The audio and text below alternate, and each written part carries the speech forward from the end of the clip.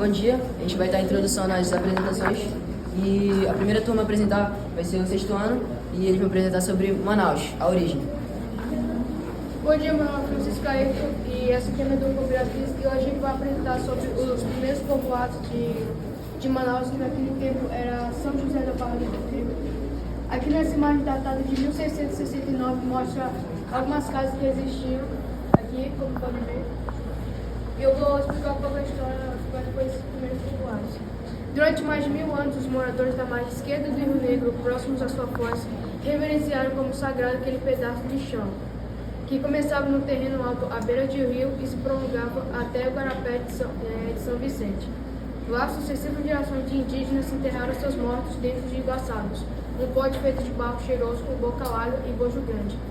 Era lá nesse tempo, a céu aberto, que eles celebravam as cerimônias religiosas, como os ritos e as pagelanças, tocando flautas, cantando, dançando e rezando. Esse lugar foi profanado pela primeira vez no sábado de junho de 1542, na véspera da Santíssima Trindade por Francisco Orellano e seus soldados espanhóis. Eles desciam famintos pelo rio Amazonas quando viram uma povoação com malocas amplas e arejadas ao lado do cemitério. Eles invadiram as aldeias, mataram muitos de seus moradores, incendiaram as malocas, saquearam as roças e roubaram as comidas que sobraram. Ao final, deixaram todos chorando como seus recém-falecidos. Durante 100 anos, os europeus iam e voltavam durante missões e expedições, até que decidiram ficar. Foi em 1669 que Francisco de Malta Falcão, em cima do cemitério indígena, decidiu construir o Forte São José do Rio Negro, feito de barro, madeira e tapera socada, combinando com as paredes grossas de pedra, graças ao trabalho de Banhá, Passé e Baré. Bom dia, meu nome é Luiz e eu juntamente com a Ana Paula Estevam vou falar sobre o lugar da barra. Bom, durante mais de 100 anos, os europeus retornaram muitas vezes a área expedições para escravizar índios. Numa delas, os portugueses resolveram ficar. Foi lá justamente que o capitão Francisco da Mota Falcão resolveu construir em cima do cemitério indígena a Forte São José do Rio Negro, um prédio quadrangular de barro, madeira e terra socada, combinando com as paredes grossas de pedra e graças ao trabalho compulsório de Banil, Ibaré e Passé. Bom dia, meu nome é Ana Paula e eu vou dar continuação à explicação da Luísa. O barro usado na construção militar foi ironicamente retirado dos potes destruídos das sepulturas violadas do cemitério indígena. Milhares de entulhos soterraram outras iguaçabas nas profundezas do subsolo, fazendo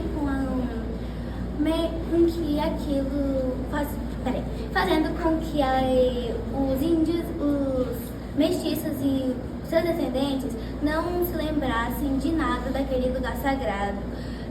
Profanaram a morada dos mortos, perturbaram seu descanso eterno, tripudiaram sobre os restos mortais e com a intenção de silenciá-los. Olá, bom dia, meu nome é Esther, da continuidade da apresentação da Ana Paula. O forte, mal equipado, com 4 canhões forjados de calibre, 1/3, funcionava como um curral de índios, que ficavam aí aprisionados para depois serem levados a Belém como escravos. Pouco a pouco, casas de palha foram sendo construídas ao redor dele, formando um pequeno núcleo populacional denominado Lugar da Barra. No final do século XVIII, aquele lugar antissagrado e depois profanado abrigava 40 fogos com 301 moradores, sendo 243 índios, 47 brancos e 11 escravos negros. Foi ali que nasceu Manaus, naquela misturável do cemitério indígena com portões e campos. Bom, essa foi a apresentação e agora vamos dar continuidade com a apresentação de Letícia, Derek e Maria Isabel. Bom dia, meu nome é Luciana, eu sou Derek e Maria Isabel, como já apresentaram. E hoje a gente vai apresentar sobre o cemitério indígena, dando continuidade ao grupo 2, começando por mim. Bom, todas essas construções formam centenas de iguaçabas. Todas as vezes que você cava um buraco na terra, no espaço sagrado dos índios, onde Manaus nasceu, você consegue perceber que irá ter uma urna funerária que irá brotar no chão como se fosse um cogumelo. Bom, tudo o que aconteceu com os prédios públicos também aconteceu com os prédios particulares, assim como aconteceu com a casa do espanhol Chico das Alvarengas, que era localizada na rua Bernardo Ramos, ao lado do Instituto Histórico e Geográfico do Amazonas, cujos alicerces foi encontrada uma grande urna no caso, que ela estava decorada com miçangas coloridas, junto de dentes de animais, como documentou a Nela Pintura.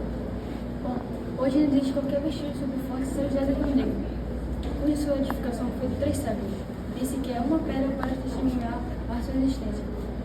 No entanto, o cemitério indígena datado pelos arqueólogos, como tendo entre 1000 a 1500 anos, continua a exibir provas documentais de sua existência.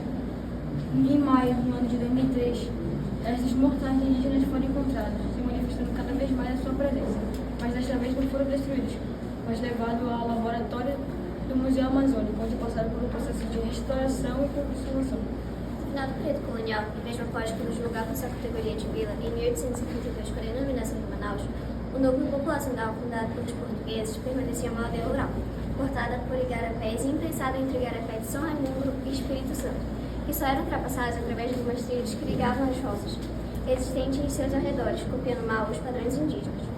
Para cruzar os igarapés, ou eram necessárias canoas ou eram necessárias pontes improvisadas de tora de madeira do Brasil. Em 1823, eles deixaram uma região demograficamente esvaziada, que é uma coisa quase impossível praticamente, e ao invés do lugar das grandes malocas, haviam palhoças de uma aldeia rural despersonalizada, onde quase 80% da população era formada de índios e mestiços que não adotaram a língua portuguesa como a língua materna.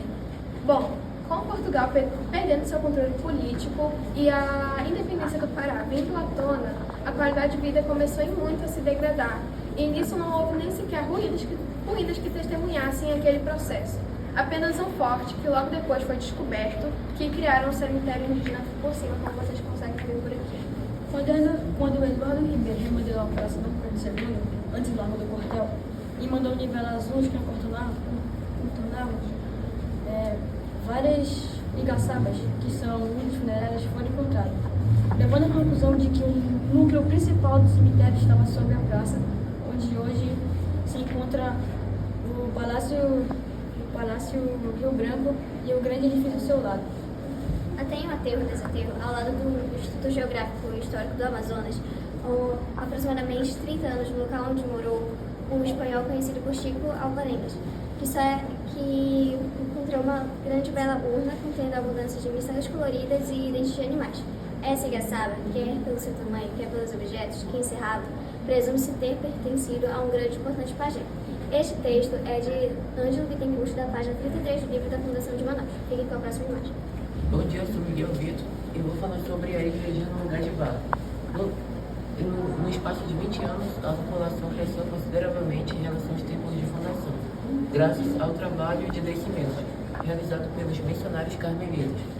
E em razão disso, em 1695, por determinação desses padres e na ordem da Nossa Senhora do Carmo, eles construíram uma igreja na localidade de Tapera, para que eles realizassem os cultos litúrgicos, bem como de invocar um espírito de proteção de padroeiro, como era o costume dos colonos portugueses e católicos fervorosos, quando eles faziam isso, o lugar definitivamente conquistado.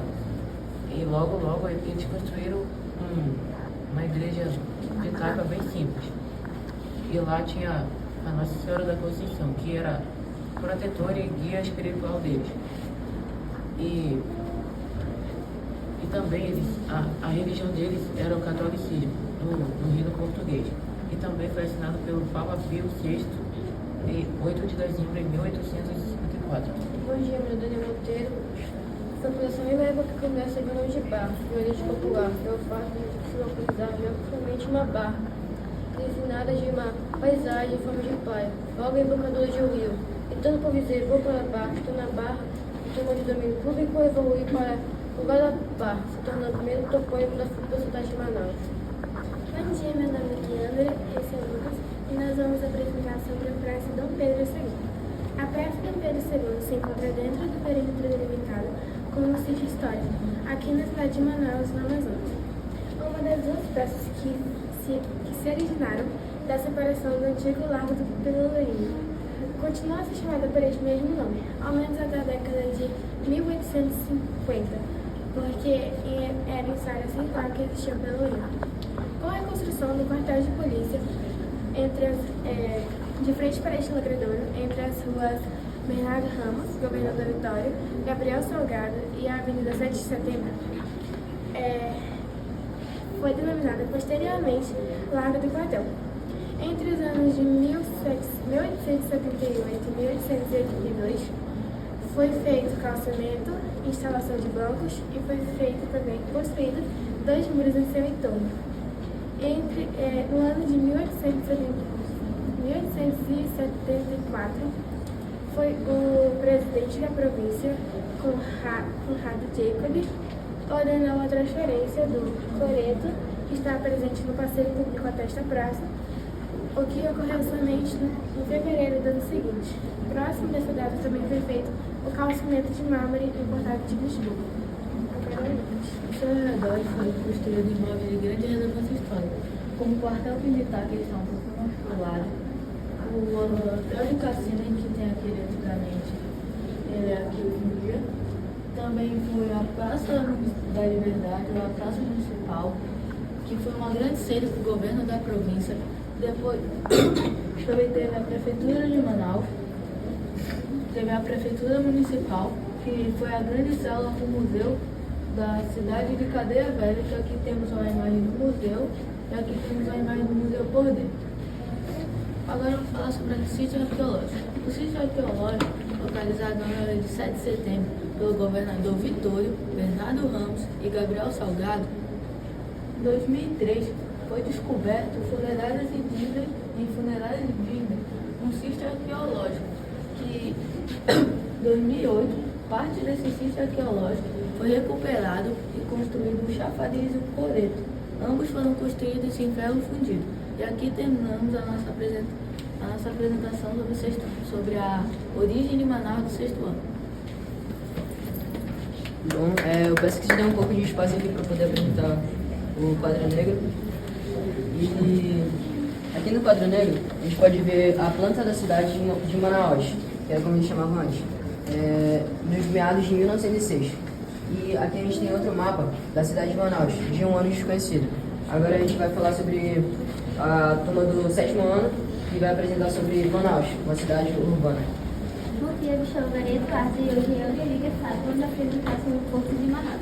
Vamos começar falando sobre essas imagens que representam logo no início onde foi construído o Porto de Manaus. O conjunto de arquitetônico e paisagístico do Porto de Manaus foi construído no sítio da Borracha, no início de 1850. Sua construção está nacional dos prédios mais importantes para a região amazônica, pois durante esse tempo e esse local viveu grande prosperidade. A exploração e benefício da exportação da borracha se regulamenta em Manaus e passa a ser a sede das grandes casas exportadoras. A cidade fica diretamente ligada ao mercado internacional, que contribui economicamente 38% das diversas do país. O porto foi construído respeitando o fenômeno cheio da leste do Rio Negro. No local era o Igarapé, que foi aterrado e construído muro de arrimo. O ferro presente no local contém soluções formais, com chapas anguladas e vedações. O rolo de raio está presente sobre as boias flutuantes. Os prédios de alfândega e guarda-moria representam a transmissão de armazéns. Olá, bom dia, eu sou a Maria Isabela. Nós vamos apresentar sobre o prédio de alfândega. Essa imagem do prédio de alfândega em 1920, uma das cláusulas assinada entre o contrato do governo federal e a recém-firma vencedora da concorrência para a construção do porto, estipulou como obrigatória a construção e doação do edifício para a administração de alfândega. Em 1903, o orçamento da planta estava pronto. Em 1906, foi finalizada a obra. Esse prédio possuía um farol feito em aço, naquela época, e também um arco botânico, que produziu uma grande intensidade de iluminação. Agora vou passar para a minha colega Isabela. Bom dia, meu nome é Isabela e vou falar sobre como aconteceram as obras do armazém. As obras foram realizadas por etapas. Em 1903 foi construída a Casa de Máquinas, que hoje é conhecida como a sede do Museu do Porto. E o armazém número 7 nessa época era só um cais provisório. Já em 1904 foram construídos armazéns número 9 e 10, a torre metálica para a caixa d'água, as linhas férreas destinadas ao serviço dos museus do Porto,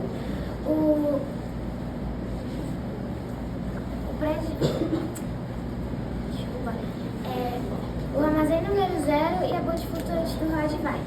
Em 1906 foram erguidos prédios de alfândega e guarda-moura, o segundo trecho dos cais de alvenaria, a ponte de madeira e a ponte flutuante do Museu do Povo. Em 1907 foram construídos o escritório-geral, as galerias de esgoto. As obras continuaram se concluindo por volta de 1919. Essa imagem retrata o armazém, que hoje aqui embaixo a loja e em cima não é utilizado mais. Essa imagem é de 1910 e hoje em dia o armazém está sendo reformado. E perto do armazém ficava o mercado de Adolfo Lisboa, essa imagem é de 1901 e essa de 1913. Aqui é o mercado Adolfo Lisboa por dentro e ele é de 2023. Olá, meu nome é Juliana e eu vou falar sobre o antigo cemitério de Remédio. O antigo cemitério de Remédio foi criado em 1854. Ele ficava localizado na Rua da Cruz, atual Leopoldo Coelho e Rua dos Andes, no centro. Assim que ficou pronto, os sepultamentos comuns da cidade começaram a ser realizados lá. Na época, o juiz de direito da comarca, Dr. Manuel Gomes Correia, proibiu o enterro de cadáveres nos templos ou em seus terrenos. Além disso, ele adicionou uma multa de R$21 ou 8 dias de prisão para quem não respeitasse a ordem. Em 1856, os sepultamentos públicos passaram a ser realizados no cemitério São José, hoje em Chile. Por esse motivo, em 1892, foram transferidos restos mortais para o atual cemitério São João Batista. No lugar do cemitério São José, foi construído um jardim e depois a atual sede do Atlético Rio Clube. Um fato curioso sobre a praça que ficava localizada em frente ao local foi chamado por populares de Lago ou Praça de Saudade. Nosso nome oficial é Praça 5 de Setembro.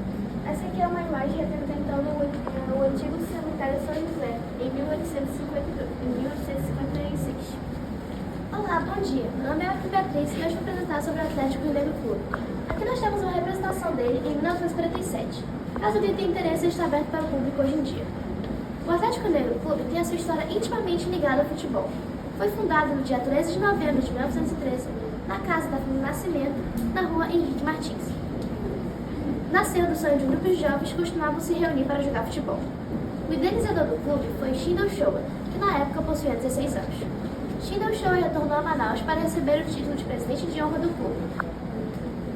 Porém, um passo importante para sua fundação foi dado por Manuel Afonso do Nascimento, que cedeu o porão da sua residência para a fundação da agremiação.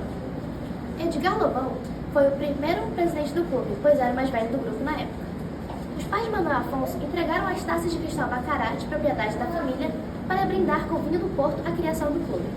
É o esporte o principal motivo da existência e manutenção do clube, tanto é que é a ele que se refere a maior parte das peças do Museu do Rio Negro. Histórias de títulos, pioneirismo de craques e figuras intimamente ligadas ao clube, um fantástico acervo, dificilmente encontrado em outro clube de futebol. Bom dia, o meu nome se chama Enzo e essa é a minha filosofia e vamos apresentar sobre o Paço da Liberdade. Essa é uma fundação de sua inauguração em 1960. O Paço da Liberdade já foi residência oficial dos presidentes provinciais de 1974 a 1989 e dos governadores de 1989 a 1917. Em 1917, ele passou a ser sede da Prefeitura de Manaus. Atualmente, ele abriga exposições temporárias e permanentes. Nele há uma sala de arqueologia com piso de vidro para melhor observar as urnas funerárias que foram encontradas durante as obras de revitalização de um prédio. O Museu da Cidade de Manaus foi criado pelo prefeito Dom Adão através da lei de número 1616, 17 de junho de 1982, na estrutura da Secretaria Municipal de Educação e Cultura, mas nunca sequer foi inaugurado. Mais de 20 anos depois, em 2005, o projeto do Museu da Cidade foi retomado, passando agora a ter como abrigo o Paço da Liberdade. O museu é um centro histórico, que durante décadas foi usado como sede do governo municipal. Reúne beleza arquitetônica, exposições tecnológicas, peças arqueológicas e artigos museais. 8 salas no museu buscam retratar a vida cotidiana, a identidade e a cultura de gerações passadas, por meio da interatividade, através de sons, imagens e textos. Bom dia, meu nome é Lucas Lessa e hoje eu vou falar sobre o Palacete Provincial. O Palacete Provincial está localizado no centro histórico da cidade de Manaus, capital do estado do Amazonas. É um imóvel centenário importantes fatos ligados à vida social e política do povo amazonense.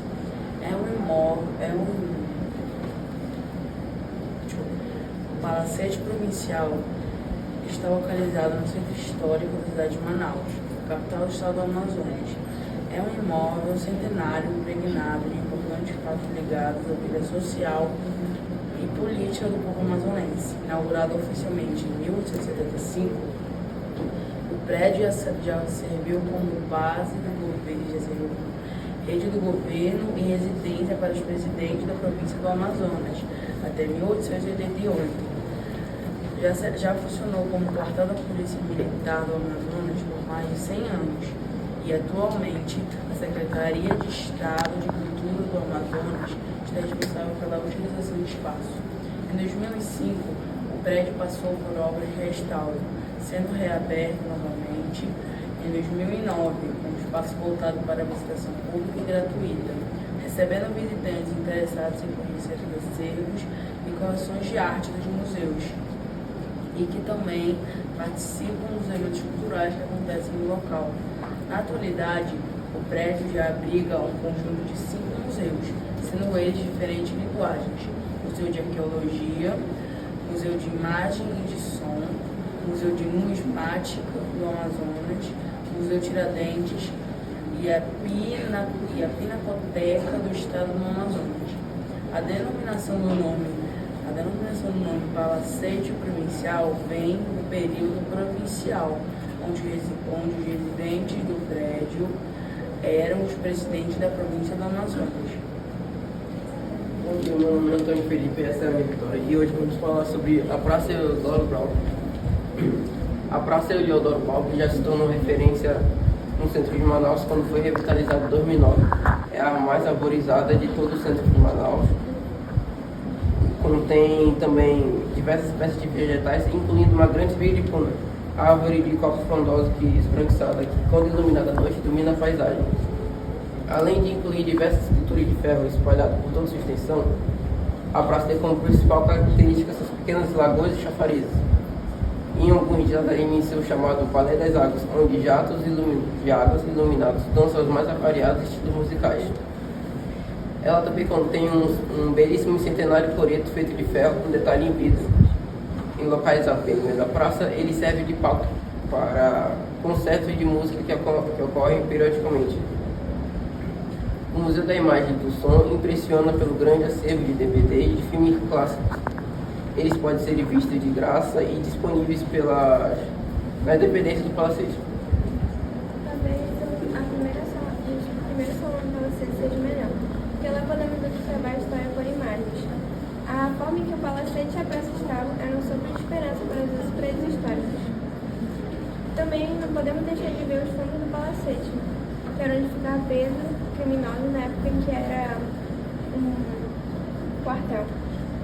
O Palacete está aberto, por incrível que pareça, a entrada é gratuita.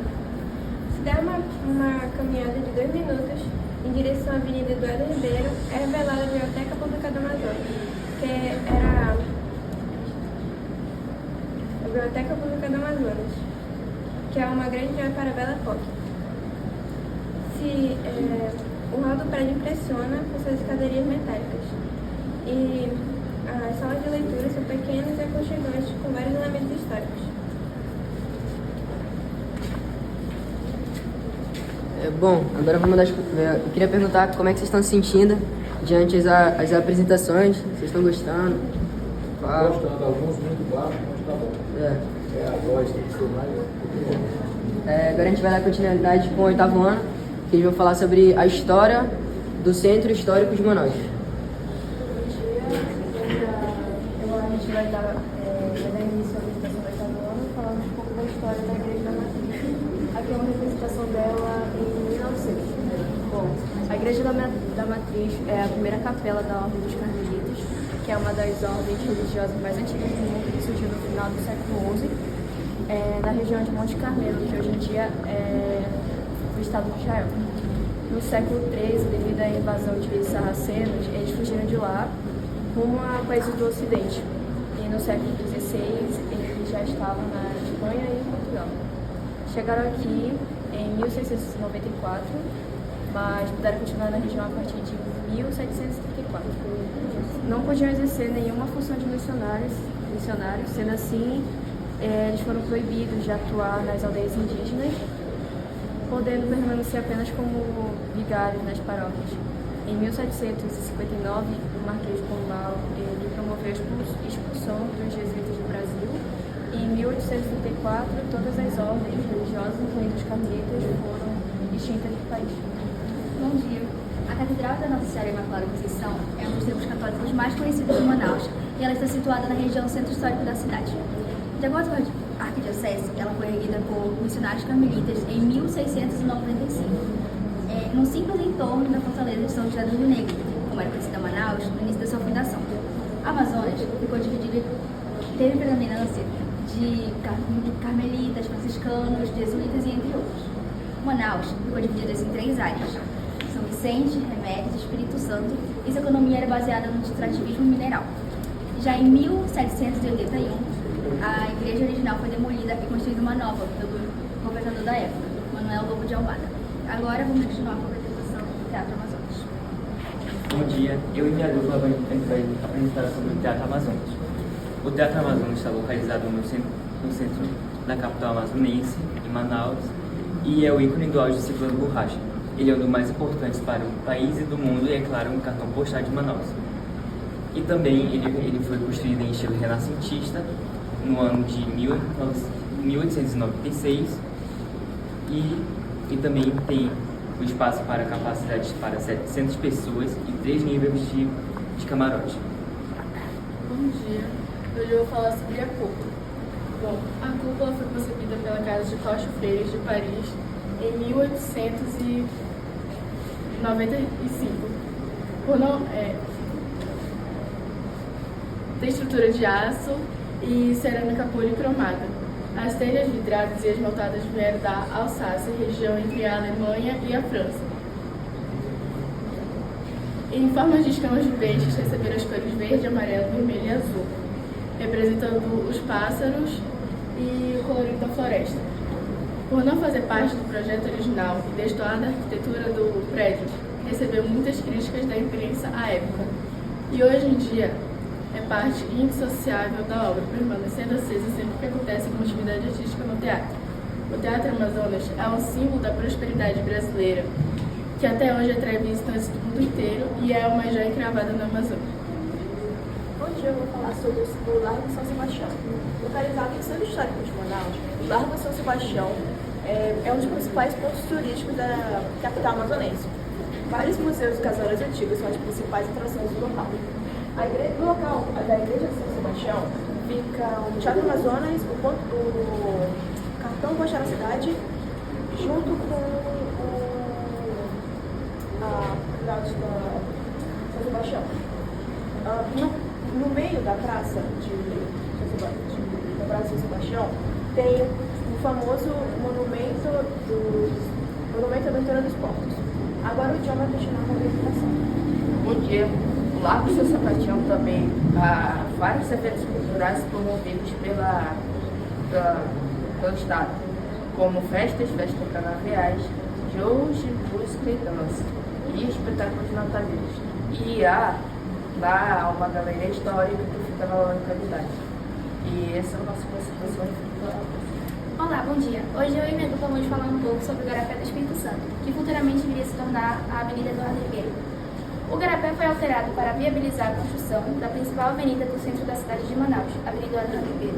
O governador Eduardo Ribeiro lançou-se na empreitada de construir Manaus com os padrões de civilização europeus. Alterou e canalizou alguns igarapés da região central, transformando-se em ruas, avenidas e praças. Além da questão estética, houve preocupação com a saúde da população local, pois o aterro dos igarapés irradiava o mosquito da febre palustre. Houve muitas críticas às políticas de intervenções, pois essas medidas acarretavam danos ambientais. Essas obras, conforme grande quantidade de material era retirada do centro histórico da cidade e transportada até o aterro dos canais, ocorria a formação de pântanos. Assim, houveram muitas críticas na época. Muitos igarapés foram soterrados e canalizados. As obras tomaram conta da cidade e a galeria utilizada no soterramento dos igarapés foi utilizada nos igarapés. Muitos pesquisadores acreditavam que ela era o responsável pelos alagamentos que ocorriam no centro de Manaus. Esse daqui é o Igarapé do Espírito Santo, a Avenida de Eduardo Ribeiro, e essa daqui é a atual Avenida Eduardo Ribeiro. Esse daqui é o medalhão imperial, que se encontra na galeria subterrânea, que só as pessoas responsabilizadas têm acesso a ela. Agora fiquem com o relógio municipal. Olá, bom dia. Eu me chamo Pamela e eu vou apresentar um pouco das características do relógio municipal de Manaus. Localizado na Avenida Eduardo Ribeiro, nas proximidades da Catedral de Nossa Senhora da Conceição, o relógio municipal de Manaus faz parte do Patrimônio Histórico Estadual do Amazonas, tombado pelo Decreto 11.897, de 14 de junho de 1988. A obra possui aproximadamente 5 metros de altura e uma base quadrangular. Há registros de que as primeiras iniciativas de se construir um medidor de horas na cidade data de 1854, quando o presidente da província, Herculano Ferreira Pena, em pronunciamento à Assembleia Legislativa Provincial, expôs a necessidade de um relógio público em Manaus.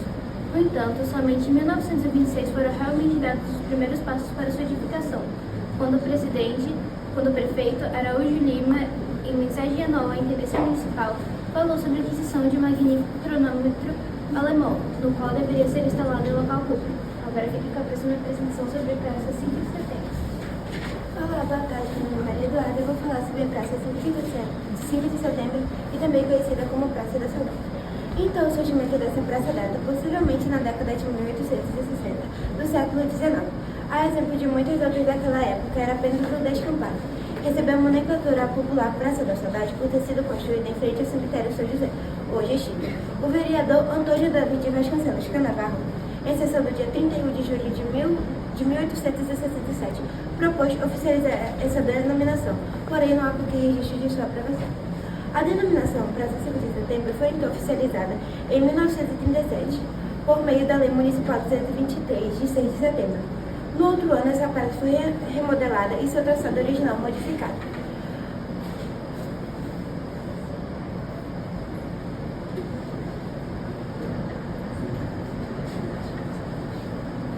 Agora vamos com...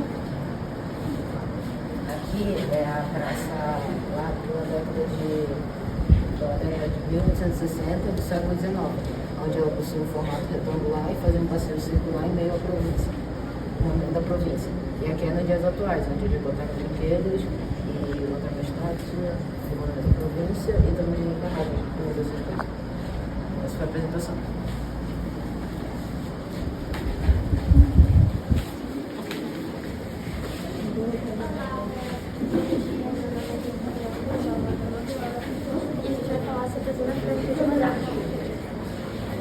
A Zona Franca de Manaus é um espaço delimitado de terra onde empresas se estabelecem com o benefício de não pagar impostos ou taxas requeridos pelo governo.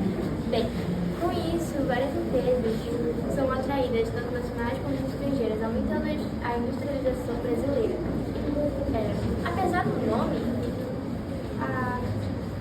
a Zona Franca não se estende só em Manaus. Originalmente tinha só 10 mil quilômetros quadrados de extensão, mas com o passar do tempo, ela começou a se estender e gerar benefícios para outros estados, como Acre, Rondônia e Roraima, além das cidades de Macapá e Santana, no Amapá. Bem, lá em 1865, o jornalista e político Tavares Bastos disse que Manaus seria o fora dos países amazônicos com Porto Franco. Bem, ele não foi ouvido. E, bem, essa história começa mais lá em 1950, onde veio o imperialismo falar sobre, e isso acontece porque o ciclo baixo tinha sido encerrado, desvalorizando o Amazonas, e aí ainda produziam muito lá, só que não era vendido, então não tinha retorno. Agora vai bom dia, eu vou falar sobre o período. Bom, em 1951, o deputado federal Francisco Pereira da Silva propõe uma região de Porto Livre em Manaus. Essa Câmara aceitou, mas a lei ficou circulando por anos e recebeu do engenheiro do Maurício Diop uma lição de uma zona territorial livre. Em 53, o presidente Getúlio Vargas criou um órgão para comandar essa mudança. Essa mudança de superintendência da valorização econômica de Manaus. Mas nada disso ficaria sozinho. Olá, meu nome é João, vou apresentar sobre essa imagem aqui. Saltamos para 1967. O presidente Castelo Branco era contra a ocupação estrangeira em Manaus, na Amazônia. Ele criou o Decreto-Lei 288, que amplia e oficializa a Zona Franca de Manaus. Ele também criou a SUFRAMA para administrar a Zona Franca. Deu muito certo, primeiro com importações, depois também com fabricações, e só em 67 foram mais de 1.300 novas empresas na região. Em 76 foi instituída uma cota de bagagem que fez a poeira do comércio começar a baixar. Durante esse período existia a ideia de que tecnologias daqui deveriam ser priorizadas em vez de marcas estrangeiras, assim como garantir o território nacional, que foi isso que o presidente Castelo Branco fez, oficializando a Zona Franca. Isso era sentido na prática anos antes, mas só virou lei mesmo com o presidente militar, o Figueiredo, em 29 de outubro de 1984. Por um lado, ela ajudou a especializar a indústria brasileira, mas por outro deixou a gente bastante atrasada em relação ao lançamento de tecnologias. Seguimos no próximo imagem.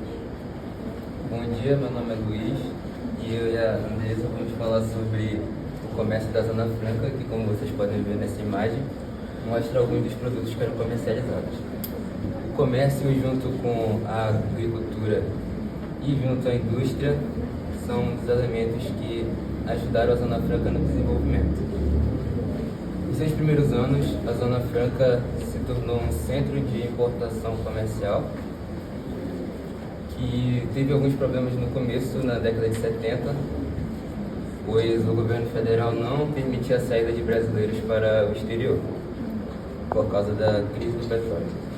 Como adaptação, a Zona Franca de Manaus começou a comercializar mercadorias estrangeiras, se tornando a única naquele tempo a fazer isso aqui no Brasil. Com o crescimento do comércio, se alavancou também as atividades bancárias e o setor hoteleiro, que criou a necessidade de se fazer um aeroporto internacional, atraindo assim muitos investidores e comerciantes. Aí começou outro problema para a Zona Franca, pois só era visitada em específicas épocas do ano e com grandes promoções. Bom dia, eu vou fazer a continuação da apresentação sobre o setor comercial da Zona Franca de Manaus. Bom, ela teve uma abertura comercial nacional iniciada no final da década de 80. E nos anos 90, o polo comercial atingiu um máximo de 80 mil empregos, mas sofreu uma queda significativa ao mesmo passo que o polo industrial. Mesmo assim, ele se tornou protagonista da economia da região. Atualmente, o comércio e o setor ele atingiu 57% de atividades econômicas no estado do Amazonas. Esses movimentos estão entre os estados de abrangência da SUFRAMA, sendo eles Acre, Roraima, Rondônia e Amapá. Eles têm direitos da Zona Franca e a SUFRAMA também tem direito da Floresta Ocidental e das áreas de livre comércio. Obrigada, fico para a próxima apresentação. Meu nome é Alcine e irei falar sobre a votação da Zona Franca. Em março de 2014, a Câmara de Deputados promoveu a votação no primeiro turno dos incentivos fiscais da Zona Franca de Manaus. Com isso, prorrogando 50 anos. Logo se difundindo com a lei da informática, dando mais de 10 anos de benefícios aos anos fiscais. Com isso, com a emenda da Constituição, dando 83/2014, dando mais benefícios, incentivando mais o alongamento do vencimento, indo até 2073. Obrigada. Bom dia, meu nome é Agatha e eu e o Pedro nós vamos apresentar sobre os jovens ecovistas. O Centro Comercial da Indústria da Zona Franca de Manaus, Secovis, que passou a ser local de exposição e venda dos produtos fabricados na Zona Franca de Manaus, surgiu na década de 1980, quando o superintendente da SUFRAMA, Igrejas Lopes, determinou a obrigatoriedade de todos os produtos fabricados. A produção média em Zona Franca de Manaus ganhou visibilidade. O centro comercial foi o primeiro no setor e ficou no auge dos anos 1990. Após o incêndio, quando chegou a 106 lojas, um anfiteatro, uma área externa com várias programações culturais e esportivas, além de servir como um dos locais preferidos para as cerimônias de formatura em geral. Após o incêndio que destruiu 88 estabelecimentos em outubro de 2009 e por conta de uma dívida acumulada de uma década, a situação não foi mais a mesma. O complexo entrou em fase de desocupação, por se tratar de um shopping instalado em propriedade da SUFRAMA e por conta de um processo movido pelo Ministério do Desenvolvimento da Indústria e do Comércio, aonde foi parar na Justiça Federal e no Tribunal de Contas da União.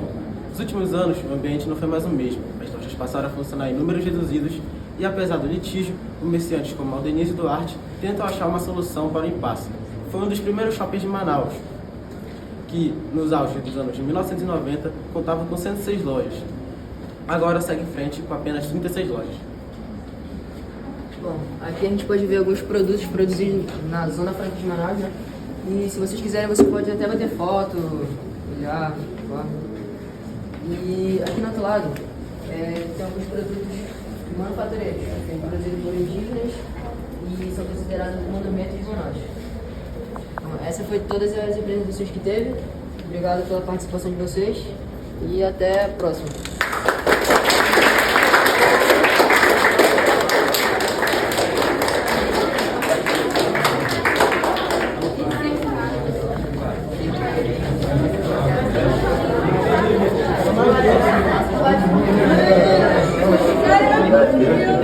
Vamos